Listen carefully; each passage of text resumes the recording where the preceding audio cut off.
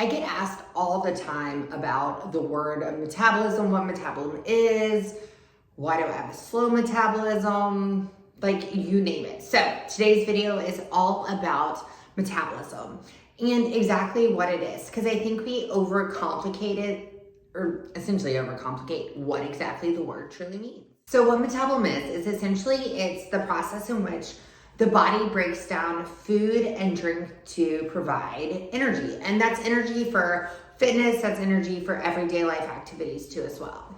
I am sure you've heard of BMR, or basically what that is your basal metabolic rate. So let's break that down. Because that plays a huge role in metabolism, how your body processes energy, everything like that. So essentially what your basal metabolic rate is, super simple, how many calories your body burns at rest. So think to sustain life and normal bodily functions. Someone's basal metabolic rate is going to be based on a whole host of things. When we talk about increasing metabolism or having a slow metabolism, a lot of times what we can adjust is essentially just our lean muscle mass. Some of the other stuff like smoking does play a negative impact on your basal metabolic rate, all of that. But in order to increase our basal metabolic rate, one thing that we can factor in and change to increase that number is going to be exactly how much lean muscle mass that we have. So think about it like this. The more lean muscle that you have, the more calories that it's going to take to sustain life or to essentially function throughout. When it comes to our metabolism, that's pretty much broken down into 3 different types of energy systems. So it's these 3 different energy systems combined together to break down what we process through our body as far as food and drink in order to create ADP. So ADP is, think energy, energy, energy, energy. So that's energy for normal organ function, that's energy to breathe, that's energy to walk throughout the day, and then that's energy to exercise too as well. We have 3 different energy systems. So we're gonna talk about all 3 today.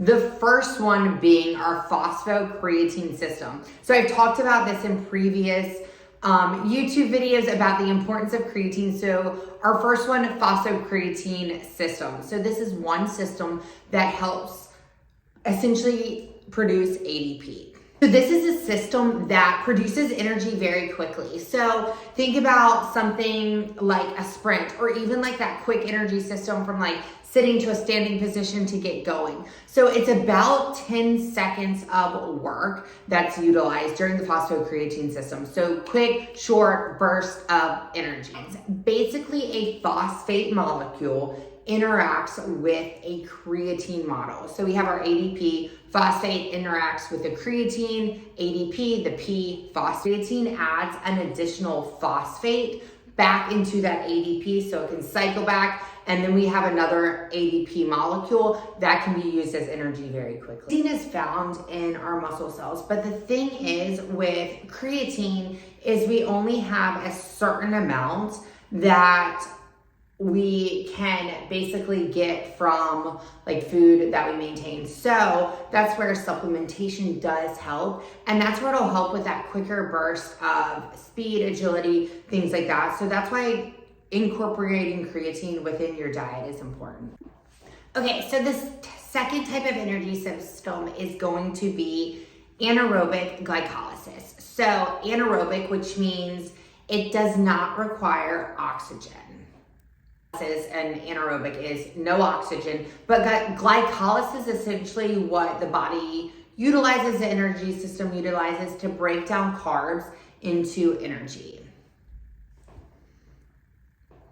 So think about it like this. These are going to be those exercises that are used that take between 1 to 10. It's something that you cannot sustain over a long period of time. So something like a sprint, a hard burst of energy, not something, for example, it's not going to be your endurance-based marathon. That's where you want to really, you want oxygen. So it's going to be some of those quicker, shorter bursts of energy.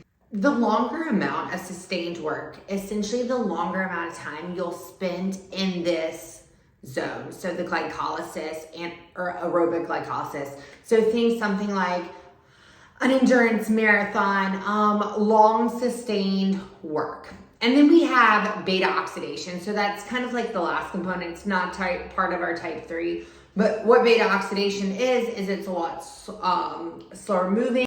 So when it comes to the energy systems, they all, not one's working while another's not working. They kind of flip-flop and intertwine and kind of work simultaneously. So don't think it's like just this one. Like you could use one energy system, then it's flip into another, then another. So it's right back and forth. But the idea of metabolism is essentially, this is kind of the scientific version. But what truly affects your metabolism is going to be lifestyle, exercise, how proficiently your body is at using these different energy systems to